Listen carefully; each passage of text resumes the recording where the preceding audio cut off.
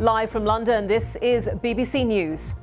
A second Conservative candidate being looked into by the Gambling Commission over an alleged bet relating to the timing of the general election is married to the Tories' Director of Campaigning. He has taken a leave of absence. Labour has called for an investigation into what it calls a growing scandal over alleged betting from people linked to the Conservative Party and Downing Street. The Bank of England will announce its latest decision on interest rates at lunchtime, a day after the inflation rate fell to 2%. A landmark ruling. The Supreme Court says Surrey County Council should have considered the climate impacts of burning oil drilled from new wells in Hawley. And it's another big day in the Euros as England take on Denmark tonight with a win, securing them a place in the last 16 knockouts.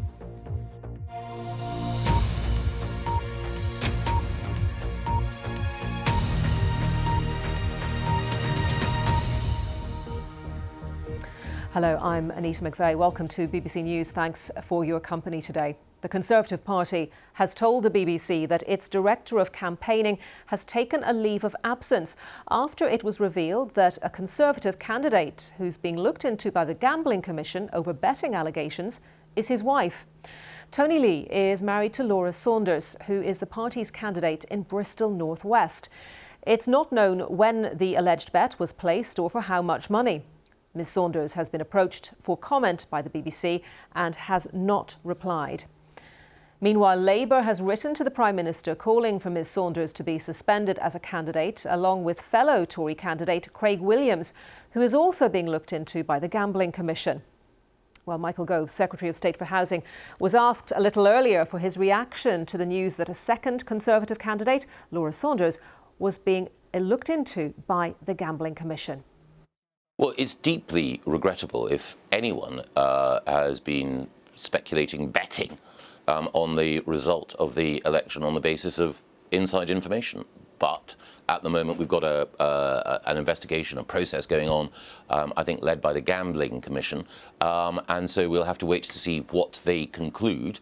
But it's certainly, pretty, what's the word, disappointing, I think, at least, behaviour. Well, let's talk now to our political correspondent, Susan Hume, who joins us from Westminster. Morning to you, Susan. And tell us about the latest developments in this story. We understand that Labour has now written to the Conservative Party asking for more action on this. Yes, they have. In fact, it seems to be a pretty fast-moving story this morning because we've just heard in the last few minutes that Tony Lee, the Director of Campaigning that you mentioned there, who's taken leave of absence from the Conservative Party, is also being looked at by the Gambling Commission over an alleged bet relating to the date of the general election, a date that was a surprise to most people around Westminster. However, he, as you said, is married to one of the candidates in the general election, Laura Saunders, who's also being looked into. Neither of them have said anything about it. We don't know when they placed these bets. We don't know how much for. But the Gambling Commission is now looking into them now. The Director of Campaigning taking leave of absence and being looked at by the Gambling Commission 2 weeks before polling day has got to be a very serious development for the party's campaign. And we have, as I mentioned, this letter from Pat McFadden, the Labour campaign coordinator, to the Prime Minister, Rishi Sunak. Tell us more about what that letter contains. That's right. Now, Labour hasn't said a great deal about it until now, but Pat McFadden has written to the Prime Minister making the point. You'll remember there was a police officer who was a member of Rishi Sunak's close protections team who was suspended yesterday over looking into some of these betting allegations. Pat McFadden's written to the Prime Minister saying, well, why haven't these Conservative candidates, two of them now, Craig Williams, who was the Prime Minister's parliamentary aide, and Laura Saunders, why have they not been suspended as Tory candidates? Is there one rule for the police officer and another for Tory candidates? And suggesting, making some political capital of this, that it is symptomatic of the Conservative Party in recent times and demanding that the Prime Minister says something and takes some action pretty soon. Yeah, I mean, just to develop that point, Michael Gove saying this morning that he would wait for the outcome of any investigation. But, given all of these developments, do you think that sort of idea of waiting and seeing can possibly hold? I think the pressure to suspend candidates from the Conservative Party will mount. They can't be removed, I don't think, from the ballot paper because that is now too late for that kind of thing. But I think there will be pressure for some action to be taken, some political pressure. It does rather play into a political theme that we've had a lot over the recent years, back since COVID times, of some of the actions and some of the party members, people working in central office, people working at the heart of the Conservative Party have taken that, and Labour are making some capital out of that, of what are the attitudes, what are the values among some of that team. Susan, thank you very much for bringing us those updates. Susan Hume in Westminster. So, serious questions this morning for the Conservatives. Let's talk now to our correspondent Tom Simons, who's travelling with the party's campaign. Tom, morning to you. The Conservative Party wanting to talk about housing today, but that must be completely overshadowed by these developments around alleged betting irregularities. Yeah, absolutely. I mean, the way these things tend to work, ministers tend to be put out by the party to do what's called a media round. And today's willing victim, I suppose you might call him, is Michael Gove, the Housing and Levelling Up Secretary, who incidentally is not standing in this election. He is standing down after a 19-year frontline political career, which he says has taken its toll. But of course, he's been asking questions, and you've already shown him answering them about the gambling issue. He told me on the bus just now, the Conservatives election bus behind me, that it was not good that this was happening. He was also talking about the Conservatives' chances in the election. Now, he was asked, could the party win this election, given how far behind it is in the polls? And he said, well, we are absolutely the underdogs. It's incredibly tough. We're up against it. But he says, it is possible. And he said something else which I think is quite telling. You've got to believe that in order to ensure that you do the electorate a service. And he said the Conservatives have to be out there campaigning hard and questioning what Labour will do when they are in power. He's also answered questions from me about levelling up, which is a policy that is very much part of his remit. Why, I said, were voters not coming behind the Conservatives if the levelling up process, the policy of putting money into more deprived parts of the country, had been noticed by voters and was making a difference. And he said, well, it had made some difference in the north of England, places like Blackpool, Blyth on the Northumberland coast have received quite a lot of investment, but he said there was still more to do. So he's up in this housing development right now, answering more questions from the media, which I'm pretty sure will include about gambling in Downing Street as this election campaign grinds on. Tom, thank you very much. Well, Tom mentioned Michael Gove there, who's on the campaign trail today. And we can bring you now that reaction from Michael Gove from a little earlier, reacting to that news coming in on the Tory party and those gambling allegations. Well, it's deeply regrettable that it appears that there are now two parliamentary candidates who have bet on the date of the election. That's unacceptable behaviour. People shouldn't be using, if the allegations are correct, privileged inside information in this way. But I think it's important to recognise that an investigation is ongoing, and so I can't say anything conclusive until that investigation is ongoing. But I think we're talking here about two individuals rather than anything more widespread. Okay, have you suspended the candidates being investigated? Has the party? And if not, why not? My understanding is that there's an investigation ongoing in both cases. The Gambling Commission is looking at this, but there's been no formal arrest or charge so far as I know, and unless and until there is, then it's obviously right that people should enjoy the benefit of whatever doubt there is. Do you recognise it's a problem for the party if people are allowed to carry on campaigning when they are under investigation over this, that it's damaging? Well, obviously, it's a very far from ideal situation when you've got people who've acknowledged that they've behaved in this way. It's deeply regrettable, but while there's a process going on, an investigation going on, I can't say anything definitive. I can tell you how unhappy I am, and I know that there are lots of candidates out there who are deeply unhappy at this, and of course there'll be members of the public who will be, looking on with a mixture of surprise and consternation. But there's a process, and we've got to allow that process to conclude. Let me put it another way. Do you think that they should stand back and step down for the good of the party? Look, I can't make a conclusion about exactly what should happen in each case. I suspect voters will form their own views, but it's not for me to determine what should happen in these individual cases, other than to say what I've said to you, Beth, and what I would say to anyone, which is that people just shouldn't behave in this way. It's now emerged just finally that Tony Lee, the Conservative Party's campaign director, has taken a leave of absence because he is married to Laura Saunders, one of those candidates under investigation. What do you think of that? I mean, it looks... Well, how do you think it looks? Well, I can tell how the world will think it looks, which is not great. But, I can't get into... I can't know what conversations were had with whom at what time. That is quite properly being investigated now. How does it look? Well, as I say, you and others looking at this will, I'm sure, be doing much more than just raising an eyebrow. But it's important for me and for all the candidates out there that while we acknowledge that this is not great, that we concentrate on the real issues in this campaign, and that we talk to voters about the choice between Keir Starmer and Rishi Sunak.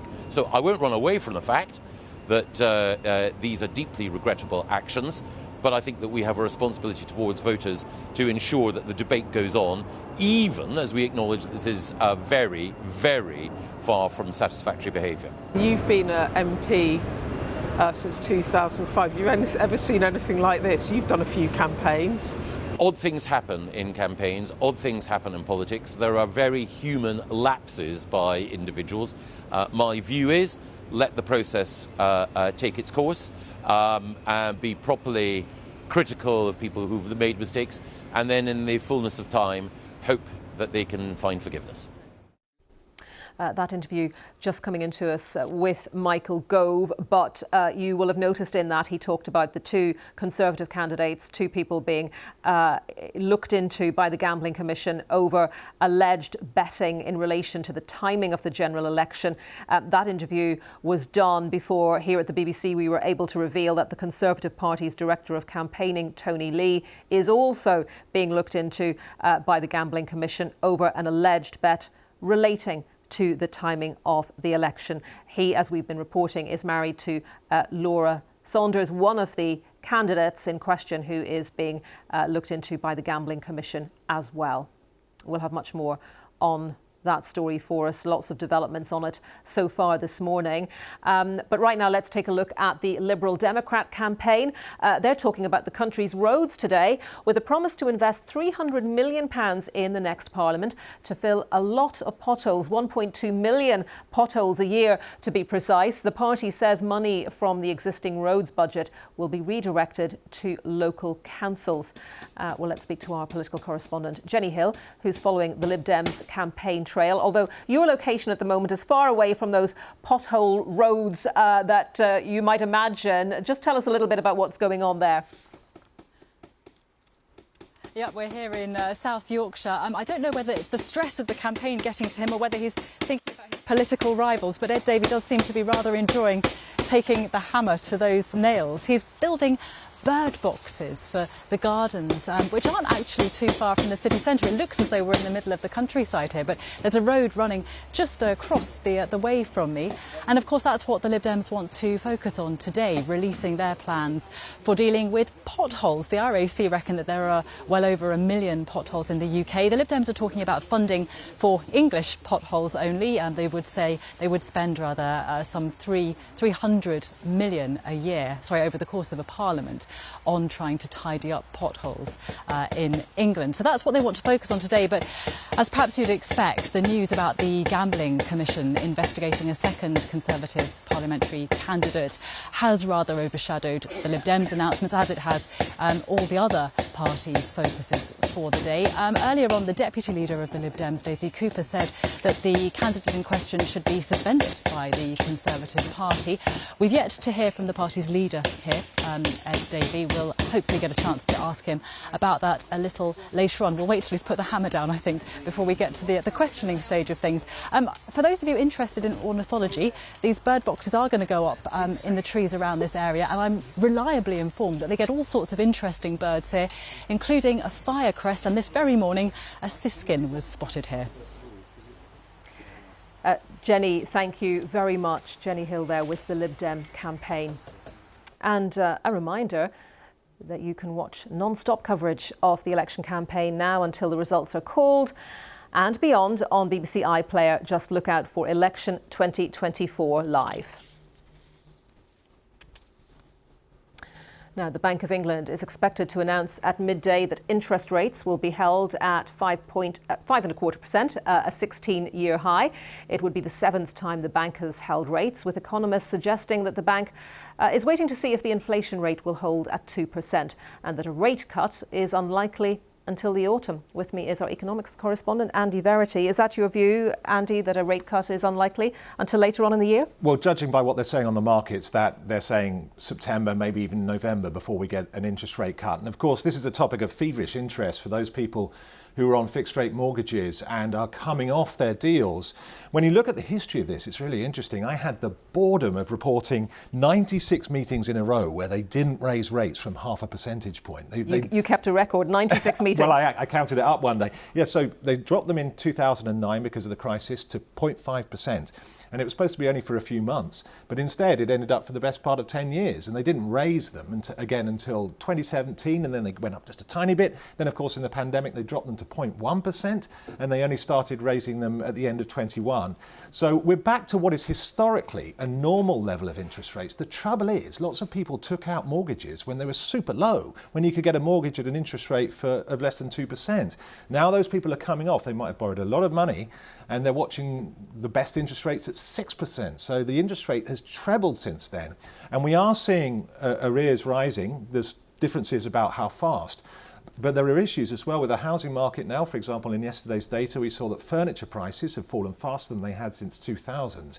We may be heading for what everyone predicted when they raised interest rates, that the housing market would slump. So the bank waiting, as I said in the introduction, to see if the inflation rate will hold at 2%. How likely do you think that is? Well, that's it. I mean, they see their mandate as looking at the path ahead for inflation the next 2 or 3 years. It's not clear enough to them yet, they say, and I think we'll get this repeated in about half an hour, to drop interest rates, that inflation has gone away. And that mountain that we've just climbed up and down of inflation over the past 2 or 3 years, that we're now safely in a flatter inflationary landscape. Will you be back with me at 12, Andy? I will be back after 12. OK. So I may be proved wrong. we will see. I'll talk to you then. Andy Verity, thank you very much. OK, let's go back to the election campaign trail. And Labour leader Sir Keir Starmer was asked about that Conservative candidate controversy, as well as the party's house building policy during a visit to a housing development in Yorkshire. We've just received a clip of that interview. Let's have a listen. This candidate should be suspended. And it's very telling that Rishi Sunak has not already done that. If it was one of my candidates, they'd be gone and their feet would not have touched the floor.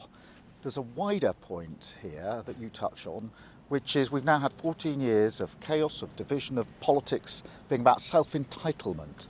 And politics needs to be about service, about public service. And that is one of the choices now going into this election. More of this, or turn the page, rebuild the country and return politics to service. And that's what I will do as Labour leader. Okay, let me move on to policy. You're saying that as well as trying to build 1.5 million more homes, if you're elected, you also want to help people who are currently renting, ending no-fault evictions. Yes. If, however, landlords can push rents up to whatever level they like, that is de facto a no-fault eviction. Will you introduce a rent cap? We have to protect those in rented accommodation. They're paying very high rents a lot of the time, and the conditions aren't what they should be. And that's why we've set out our package of measures this morning, including measures to limit the amount that landlords can sort of get people to compete against each other to put the rent up and up and up, and the money that people have to put down by way of a deposit in the first place. But it is important that that's alongside the house building we need. 1.5 million houses, because more houses mean less pressure on the rented market. That will require tough decisions on planning. This housing block here that is being put up, 650 houses, took 15 years between the plans and getting the first spade in the ground, and that's why we'll take the tough decisions to make sure that projects like this get off the ground so much more quickly. No formal rent cap. No, we will make sure that landlords, they go in this bidding war where people have to submit higher and higher rents, and we'll make sure that the conditions, very many people, too many people living in mouldy accommodation, which has a massive impact on their health, we'll take action to deal with that. Okay, let me ask another question about housing. It sounded a bit like your shadow housing minister was suggesting that you might keep in place the higher threshold for first-time buyers on stamp duty until April next year. Is that something you're considering? In the budget, the government set out clearly its plan that was costed in relation to stamp duty. And we will hold to that because it's fully costed. In this election campaign, they are desperately putting unfunded bids on the table day after day after day. What they're saying on stamp duty is another example of that. I'm not going to follow the government down the road of unfunded commitments, because when you lose control of the economy, it's working people that pay the price. That was Ian Watson asking the questions. He's following the Labour campaign, and we can join him now. Ian, hello to you. Asking Keir Starmer there a little bit about the party's topic for the day, which is housing, but obviously the big political story today, which I guess drowns out a lot of the discourse on other things, no matter which party you're talking about, is this news about the betting allegations surrounding a number of Conservative Party members and candidates. So tell us more about what Keir Starmer had to say on that. Yes, I mean, clearly for Keir Starmer, this is a complete gift, because he had suspended a candidate in Scotland, one of his own candidates, since this campaign started, for remarks which were regarded by some as being pro-Russian and anti-Semitic. So he can say he took action, and he's now calling, of course, on Rishi Sunak to take action against the candidates who bet on the date of the general election. And of course, this story is continuing to develop, because we now find that the head of campaigns at the Conservative Party has taken a leave of absence with 2 weeks of the general election campaign to go. That head of campaigns married to one of the candidates who had, of course, bet on the date of the general election. What I asked Keir Starmer actually on that wasn't just this question of whether he was calling for those candidates to be suspended. Naturally enough, he did. I mean, I think that's pretty much, to be perfectly honest, an open goal for him. But in addition to that, whether as a former public prosecutor he thought the rules in this had to be tightened, and he did avoid that. He didn't go down the road of suggesting that the law needed to be tightened, or that MPs, candidates, party staff shouldn't be allowed to bet on the date of a general election, effectively using insider information. But Labour has written a letter to Rishi Sunak, not Keir Starmer himself, but their campaign's chief, Pat McFadden, where effectively he's suggesting that there may have been a breach of the 2005 Gambling Act. So Labour aren't going to let this go. They've obviously come here to highlight their housing policies, but I think they'll be perfectly content if the focus remains very firmly on Rishi Sunak and some of his candidates. Rishi Sunak not out campaigning at the moment, but he is, of course, in the BBC Question Time programme tonight. That's special, where he'll be asked questions directly from the audience. So by then, I guess, he's going to have some answers. Ian, thank you very much. Ian Watson there. Now, as we count down to Election Day, the 4th of July, we're speaking to people across the UK to find out what's important to them and what might win their vote next month. We're in constituencies all over the UK, and today we are in Plymouth, Sutton and Devonport, which is where we find our roaming correspondent, Nikki Schiller. Nikki, with another wonderful location for us, and tell us a bit more about where you are now, what people are saying there. Yes, Anita, it is a lovely day here in Plymouth, and we've moved down to Sutton Harbour. You can see some of the fishermen are sorting out their nets after they've been out for that morning catch. Now, fishing is a really important industry here in the southwest, and the fish market here in Plymouth that had been running for decades closed last month, so there is a concern about that. Miles Davis is the BBC Southwest political reporter here in Devon.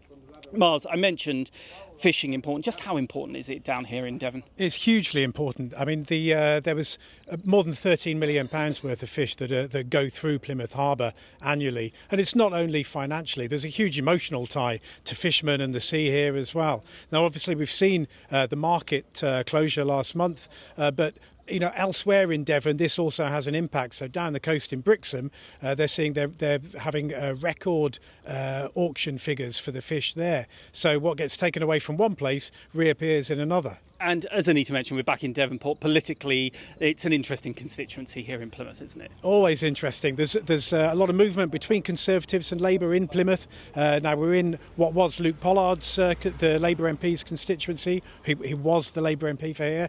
Now Labour are very much hoping that they can reproduce their success in the May elections, where they really dominated the City Council, that they can reproduce that success on July the 4th. OK, Miles. Well, Edward Baker is the CEO of the Plymouth Fishing and Seafood Association. Ed, what has the cost of living crisis impacted in terms of the fishermen who are here? Fishing is a very volatile business. You don't know from one week to the next how much you're going to earn, so any increase in the cost of living has a massive impact.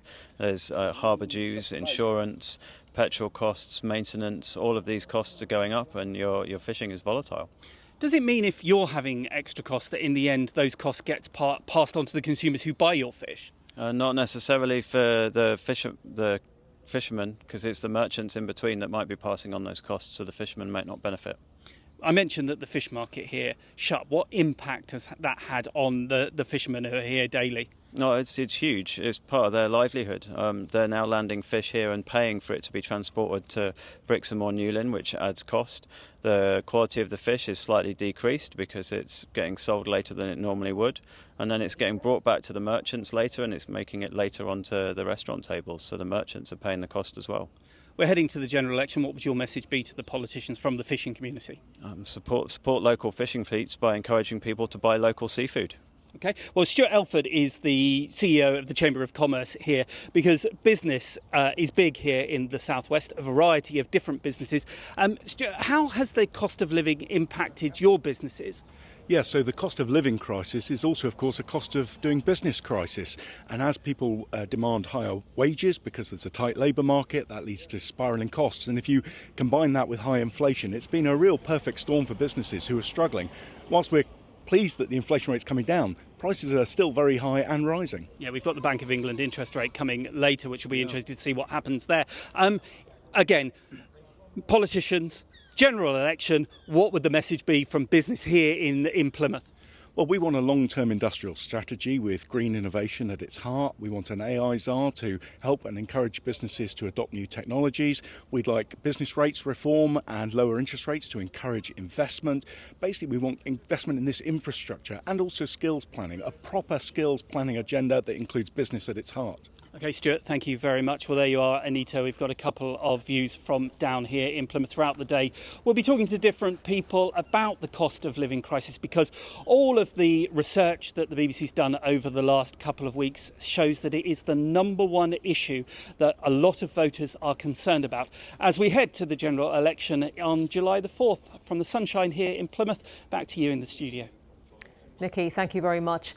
And you will be able to see a list of all the candidates standing in Plymouth, Sutton and Devonport at this general election. There it is on your screen now. And a reminder that you can see a list of all the candidates standing in all the constituencies around the UK on the BBC News website. You're watching BBC News.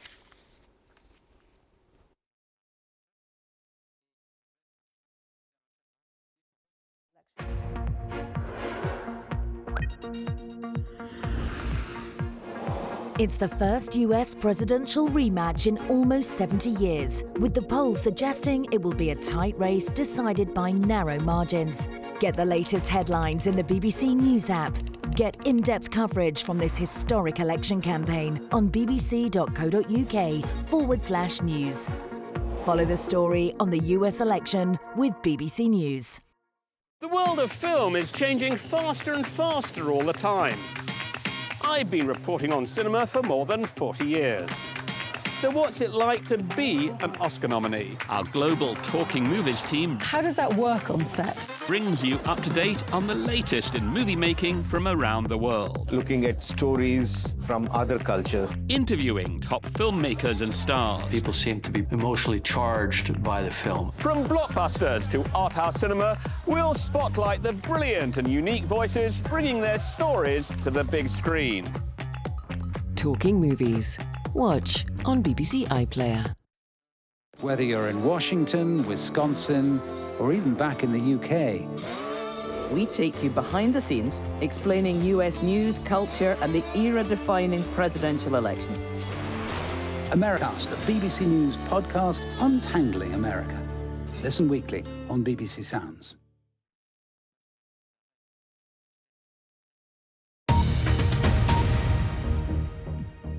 This is BBC News, the headlines.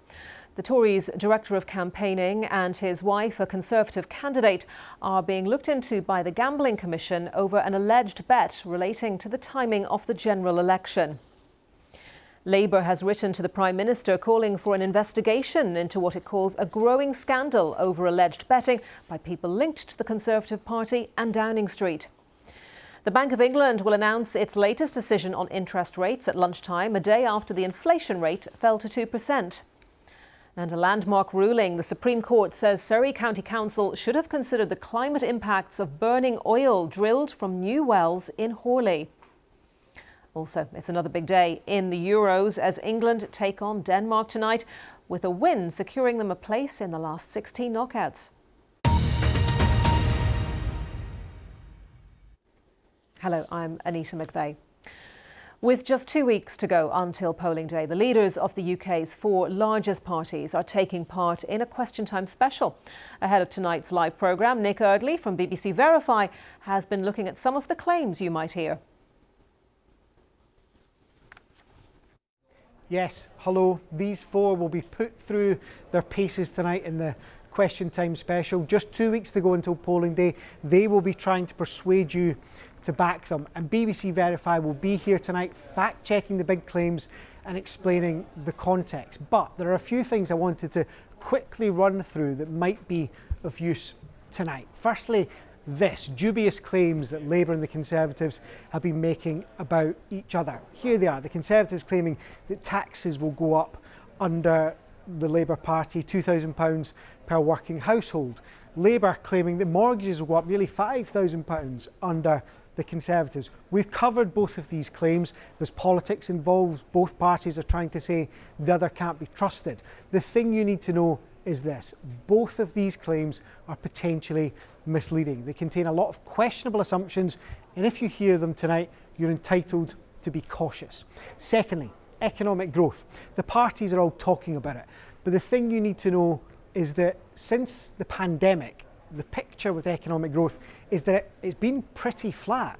It's not been as much as the government would have wanted. The forecast is for more growth from next year, but if whoever's Prime Minister wants to spend more money, pushing growth up is going to be crucial. And there is a question for the leaders about what they will do if they don't get the economic growth they want. Will it make it harder to deliver public services? Will they have to rethink tax or spend policies? Not something they're hugely keen to talk about in detail. Finally, a bit of context on the state of the health service, something that's been talked about a lot on the campaign trail. All the parties are debating the best way to deal with this, the huge NHS backlog. This is the picture in England. You can see in the last few years there's been a big increase. The backlog has fallen a wee bit, but that was from record highs. The SNP may well be asked about the picture in Scotland where they run the health service. Waiting lists in Scotland have reached a record high too. This is the picture when it comes to treatment waits of 18 weeks or more. Oh, and the Conservatives like to point out that in Wales, with the Labour administration in Cardiff, waiting lists have reached record highs too. So there is a question for the parties about what they would do to solve these waiting times. They're pledging more cash, but will it be enough, and where should it be focused? So all of that is some context for the leaders being grilled tonight. There are likely to be other issues that come up. We'll be looking at them later too. There will be a lot more from BBC Verify throughout the day. Nick Eardley. Let's take a closer look at polling now. And 3 polls conducted yesterday suggested varying degrees of defeat for the Conservatives. One from Savanta suggesting they would end up with just 53 seats. 2 others from YouGov and More in Common suggesting 108 seats and 155 seats respectively. Well, the most accurate indication is the poll of polls, which shows voting intention. It shows Labour well in the lead with 41%. The Conservatives, meanwhile, have been declining with 21% and Reform increasing to 16%. Professor Paula Surridge is a political sociologist at Bristol University. I asked her earlier about the latest polls, which suggest that Labour is set to win a large majority of seats on the 4th of July. It's a poll that takes a really big opinion poll. So normally you see them at about 1,000 people. These tend to be 10 to 20,000 people. And it uses that data then to extrapolate to individual seats to try and work out what will happen in different seats. So the MRP is probably not too much to worry about what it means, but that's what it does. Yeah, I mean, that's the interesting point I was trying to get to, because, you know, they clearly, with these types of polls, use a very large sample size, yet you get quite a lot of difference with the Conservatives on 155, according to More in Common, or perhaps 53, according to Savanta. So why the wide range of numbers? Well, the thing with these are they're models rather than traditional opinion polls. And models are built on data and assumptions. So the data that goes in varies. They're not all sampling the same 20,000 people. And small variations there can make quite a bit of difference. So, you know, if one of them has got the Conservatives on 18% and one's got them on 22%, both perfectly consistent with the poll of polls, they'll get different outcomes. And then on top of that, on top of the differences in the data, each of the polling companies have their own modelling assumptions. They're a bit more opaque. They kind of want to keep those a bit closer to their chest. But exactly what goes into their models and the assumptions they make these differences as well. We know that there are some seats that are marginals. We're maybe talking about 1 or 2% variation. Looking at the poll of polls, how much variation do you think there could be on that, based on the fact that quite a number of constituencies are these marginal ones where very small margins separate some candidates? Yeah, that's really the difficult thing the thing that's really difficult to call at the moment, those small changes. And they might not even be between the main 2 parties in a constituency. They might be, for example, between the Conservatives and Reform. Lots of Scottish seats, for example, are quite close to call between the SNP and Labour. And I think that's why we see so much of this variation. I mean, they're all giving us the same broad story. They're all giving us Labour on well over 400 seats and a disastrous night for the Conservatives. But they give quite different numbers in that detail in terms of how many the Lib Dems might win, how many the SNP might win, and how many Reform might win. So it is in those small margins. And unfortunately, even with these very large polls, you've still got that uncertainty built in. It's still something that's based on probability, not certainty. Professor Paula Surridge. Now, since the last election, hundreds of parliamentary constituencies have been altered in an effort to even out the number of people represented by MPs. In the West Midlands, Walsall and Bloxwich becomes a new constituency, bringing together parts of old constituencies with different voting histories. And the UK's most marginal seat, Fermanagh and South Tyrone, has also been changed. A little earlier, we heard from Julian Fowler in Fermanagh and South Tyrone, and also from Emma Thomas, who told me more about the new seat of Walsall and Bloxwich. It's effectively a union of 2 halves of 2 neighbouring former constituencies who, up until the general election was called, had 2 MPs of 2 different political parties. So this new constituency is made up of 56% of Walsall North, which had a Conservative MP, and 53% of Walsall South, which had a Labour MP. In fact, Walsall South has had a Labour MP since 1974, whereas Walsall North, that was a Conservative gain in the 2017 general election. So really this could be seen as an experiment, a marriage, if you like, of 2 parts of the borough which have different voting history. Now, in terms of the political map, Walsall and Bloxwich takes in much of the town centre, the Arboretum, which is this wonderful park where I am now, and Bloxwich, which is a smaller sort of town in the north of the borough. In terms of who's standing for election, it is quite poignant to mention that Valerie Vaz, who was the Labour MP for Walsall South, is standing, whereas Eddie Hughes, who was the Conservative MP for Walsall North, is not standing. Instead, he's moved to Tamworth to be a candidate there. As you might remember, last year, the resignation of the Conservative MP Chris Pincher triggered a by-election which Labour won. So Eddie Hughes and the Tories will be keen to win back Tamworth. And as always, any of these constituencies that I'm mentioning, a full list of candidates is available on the BBC's website. Let me just bring in Julian there. Julian, as we mentioned, the most marginal constituency in the UK, Fermanagh and South Tyrone. Tell us about the political makeup there. Yes, well, in the last election, it came down to 57 votes between the Sinn Féin candidate, Michelle Gildernew, and her Ulster Unionist rival. This is really a two-horse race between nationalism and unionism. Nothing unusual there. Back in 2010, the winning margin was just 4 votes. So as you say, there have been changes to the boundaries of this constituency, which extends all the way from the border village of Balleek to through Enniskillen here to the town of Dungannon. It's a large rural area, the most westerly constituency in the UK as well. There are 6 candidates standing this time, but as I said, really it's a two-horse race. Michelle Gildernew decided not to stand again and defend her seat. Instead, she stood in the European elections in the Republic, in which Sinn Féin performed badly, and she failed to win a seat. So we have a new candidate here, this time for Sinn Féin, which may be familiar to viewers, Pat Cullen. She was the former leader of the Royal College of Nursing, leading 500,000 nurses during the recent public sector strikes. She has stood down from that position in order to stand for Sinn Féin, and she is up against the Ulster Unionist Party's Diana Armstrong. Again, she is standing now for a Westminster seat for the first time. Those two candidates went head-to-head yesterday on Radio Ulster, and Pat Cullen was challenged by the Ulster Unionist Party to condemn IRA violence. Of course, Sinn Féin have historic links with the IRA, and she was challenged to condemn the IRA bomb here in Enniskillen back in 1987 on Remembrance Day, which resulted in 12 people being killed, including a nurse. She didn't condemn it outright. Instead, she said she was working to the future, to create a positive future in order not to return to those dark days of the past, and said as a nurse she treated victims from all communities, and for her their suffering was the same. Tell us about the questions that voters are asking there in Fermanagh and South Tyrone, what the important issues are for them.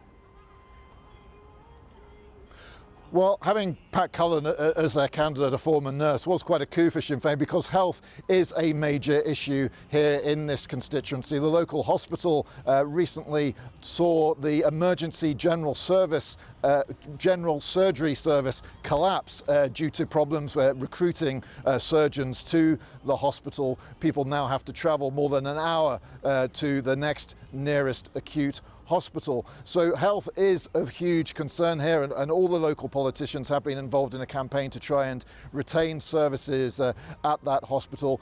Jobs are also an investment, as I say, as the most westerly constituency in the UK. You know, Fermanagh and South Tyrone is quite remote, feels very remote, and trying to bring jobs to this area is a concern. There's a BT EE call centre beside me, and recently they announced the 300 jobs there were being moved to Belfast. 300 wages in this local economy community being lost. That's will have a huge impact. So jobs, economy, and also, as I mentioned, this is a rural community, so issues regarding agriculture and the environment. The Unionists are also, of course, campaigning on the issue of Brexit. That hasn't gone away. The concerns over the trading arrangements post-Brexit, the Northern Ireland Protocol, they say are a concern for their electorate. Julian, thank you. And we have our comms working again with Emma Thomas in Walsall and Bloxwich. Emma, so the same question to you about what are the issues that really matter for voters there. What have they been saying to you? Well, like much of the Black Country, there will be similar themes. The average salary and earnings in Walsall are lower than the national UK average, so no doubt cost of living will be something that's considered here. Manor Hospital is part of the constituency. That faces some of the same challenges that hospitals across the country do. And tragically, the West Midlands has the highest rate of knife crime per capita of any region in the UK, and there have been fatal stabbings in Walsall in the last year. So those are clearly some key issues when I speak to voters that they mention. They'll be looking to the parties to try and see what they have to say on that. You know, interestingly, it's only been a few weeks since voters here in Walsall went to the polls, and actually there's a suggestion here that they somewhat bucked the trend. On the 3rd of May, people here could vote for 3 different things: for their borough councils, for the West Midlands Mayor, and also for the Police and Crime Commissioner.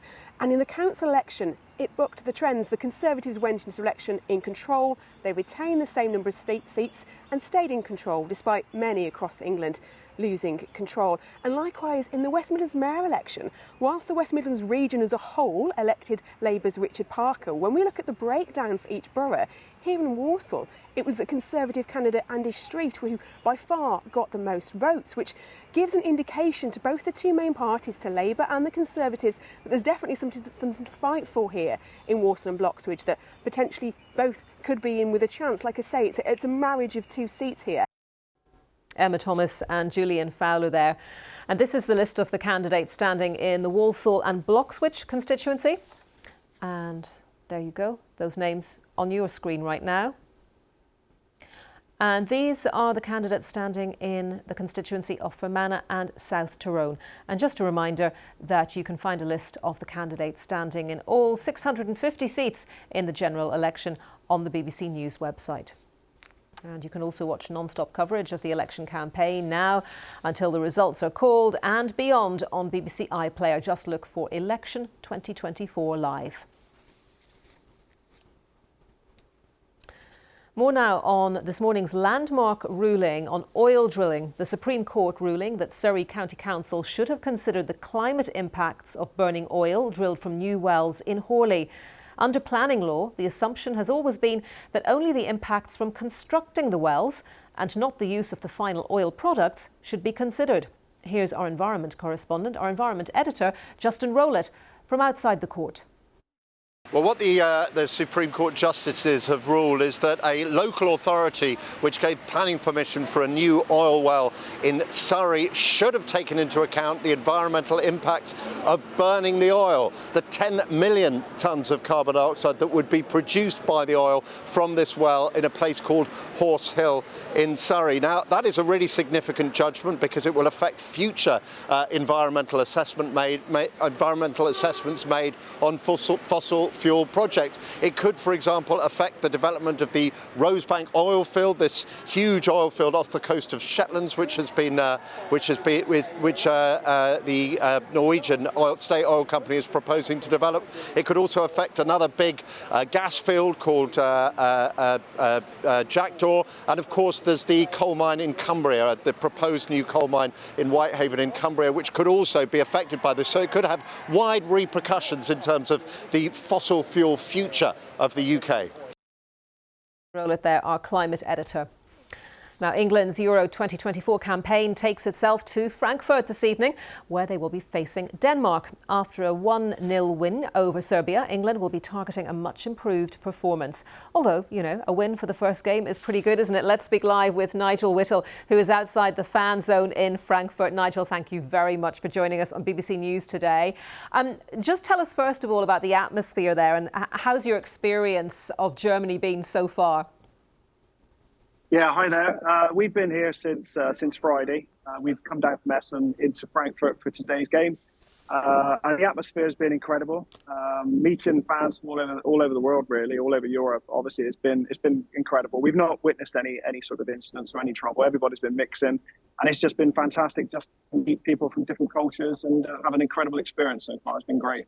And I'm sure that's the case for the fan zone as well. That's what you're looking forward to tonight, being in amongst the crowds, all rooting for England. Well, we're obviously at the fan zone now. They let us in early to speak to you guys today. They're actually going to open the gates at 1 o'clock, and then you'll see a flow of England and Denmark fans coming in. We're lucky enough, obviously, to have tickets for the match, so we'll be here for a couple of hours, and then we'll head down to the stadium about 3-4 o'clock. So we'll be at the game tonight, so we're looking forward to that. That'll be fantastic. You have tickets for the game. Fantastic. And based on the performance in the first game, what changes do you think should happen tonight? Yeah, I think he could have freshened things up a little bit. I think I saw on an interview yesterday he's going to stick with the same starting 11, so that's what we're expecting. I think there's a little bit of talk about whether Foden should start. I think Luke Shaw is not fit enough yet for this game, so I think he misses this one. He'll hopefully be involved in the third game. So I think really tonight's talking debate would have been whether Trent Arnold continues in midfield, whether Foden perhaps drops back into that 8 position into the 10, and Bellingham drops back into the 8 with Rice. That was probably the big debate I think that most fans are talking about.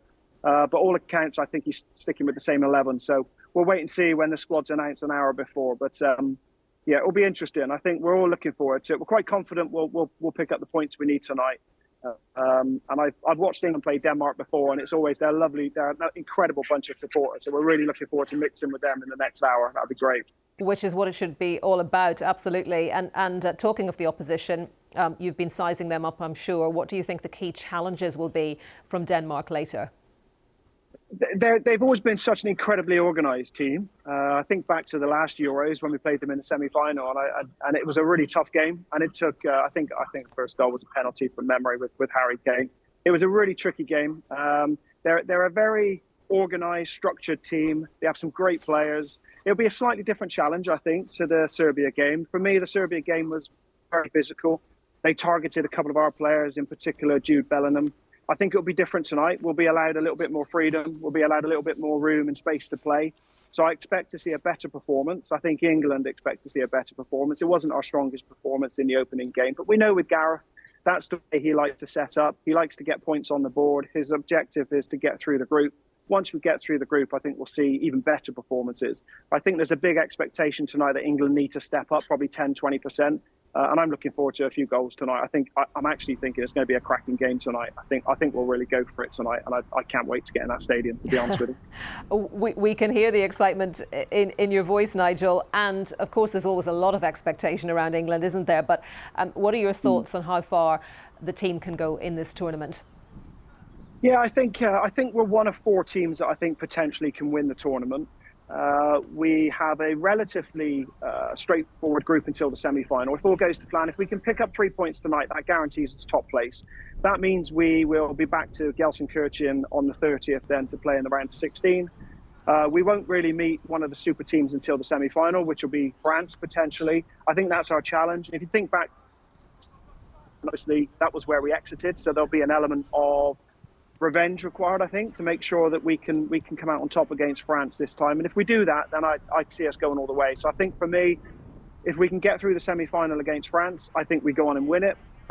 Potentially, though, that's the stumbling block. So for me, it's a semi-final or it's all the way. And if we go all the way, we won't lose in the final this time. I think we'd have learned a lot from the last Euro final. And I think if we can overcome France in the semi-final, then I fancy us.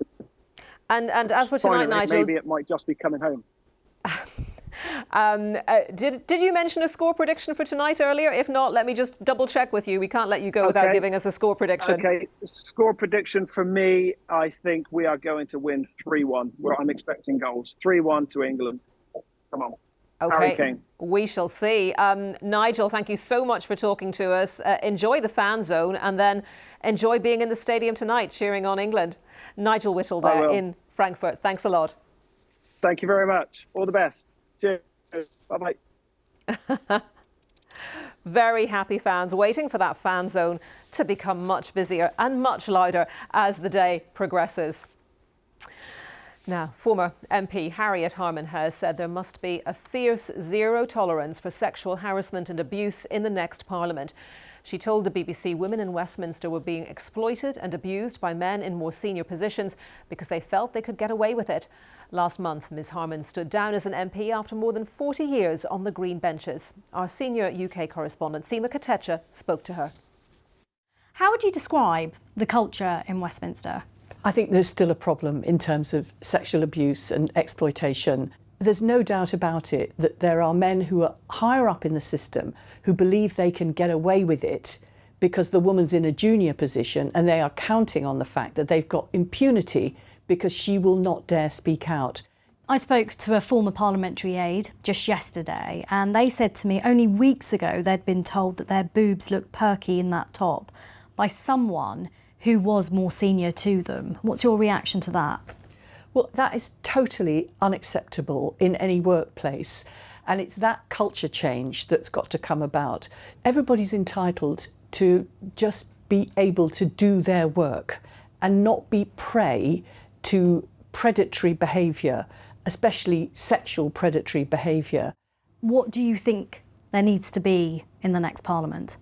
We need to have a fierce zero tolerance for sexual harassment and abuse in the House of Commons, and it's the responsibility of every member of Parliament in all parties, women and men, to make sure that after the next general election that change happens. So what are you suggesting needs to be done? I want to see in the new Parliament a real expression of male allyship, of men speaking out against men on their own side. Because if a man's in the bar in the House of Commons and he's groping a woman and he's also drinking with a number of other men, if they see him, I want the man to speak out and report it, not just leave it to the woman. I think that what needs to happen first and foremost is there needs to be a women's caucus of women MPs from all the different parties in Parliament. So when a woman speaks out about a senior man in her own party, she is not left vulnerable, but she is actually backed up. The House of Commons is the heart of democracy, isn't it? I mean, where laws are made and should be upheld in the highest standards of behaviour. It is outrageous to prey upon somebody who has come in to do their job and to work in the public service. Nobody should have to accept that. It's the responsibility of every member of Parliament in all parties, women and men, to make sure that after the next general election that change happens. A House of Commons spokesperson said sexual misconduct, harassment and bullying have absolutely no place in Parliament. We take any complaint of unacceptable behaviour extremely seriously and remain committed to ensuring that lasting cultural change can be achieved here. The statement goes on, there are a range of support services now available in Parliament, established as part of changes made in recent years, aimed at creating an environment where everyone can work without fear of sexual harassment or bullying, and delivering a workplace where everyone feels safe and valued. Now, it's time for a look at the weather forecast. Matt Taylor has the details. Hello, it's the summer solstice at 9:51 tonight. Of course, it means we've got the longest amount of daylight today. Sun in Lerwick doesn't set till after 10:30, about 9:15 in Dover, and the nights will be short. Sunrise for most before 5 o'clock tomorrow morning. Now, as we go into tomorrow and indeed over the days ahead, it is going to start to feel warmer across the country, but not completely dry. There will be a little bit of rain at times in the west, and we've seen some spots of rain or drizzle so far today. This is the weather front responsible, sitting across parts of central Scotland and Northern Ireland. Lots of low cloud with that, a bit damp in places. That zone drifts a bit further north, but it's not a huge amount as we go through the day. So parts of Northern Ireland that's been grey so far will brighten up. To north of it, sunny spells in Scotland, good deal of sunshine for some in England and Wales, but there's a fair bit of high cloud across northern and western areas, so that sunshine quite tempered in places. Where the sun is at its brightest, the sun is pretty strong, lifting temperatures 22, 23 towards the southeast, maybe around 18 to 20 in the northeast of Scotland. High, if not very high, pollen levels. Tonight, brief spits of rain across Northern Ireland, middle part of the night, and then on and off second half of the night in north and west of Scotland. Most have a dry night, not as cold as last night for some of you. Temperatures were down into lower single figures in parts of England and Wales. Double figures for most to start. A dry start to Friday for many. England and Wales especially. Brightest conditions, central eastern areas, though a fair bit of high cloud. In the west and the north, we'll see some outbreaks of rain develop. Showery though. Scotland, western parts of Wales, and then some longer spells of showery weather pushing across Northern Ireland during the afternoon, again into western parts of Great Britain. Temperatures similar to today, but it will be a windier day. That weather system then bringing the showers in the west pushes its way eastwards as we go through the night and into Saturday morning. Some welcome rain on some gardens at least to take us into Saturday morning. And then that remnants of the weather front still lingering towards some eastern areas, so he'll be prone to some showers across eastern parts of England, the odd one in Scotland, and then more particularly with some thickening cloud in the far northwest later in the day. But for many, Saturday, a dry and bright start to the weekend. Temperatures down a little bit on what we'll see over the next couple of days, but those temperatures are on the up from Sunday and into the start of next week. A lot of fine and dry weather around, but there'll still be just one or two showers here and there, but certainly much warmer than the month's been so far. Take care.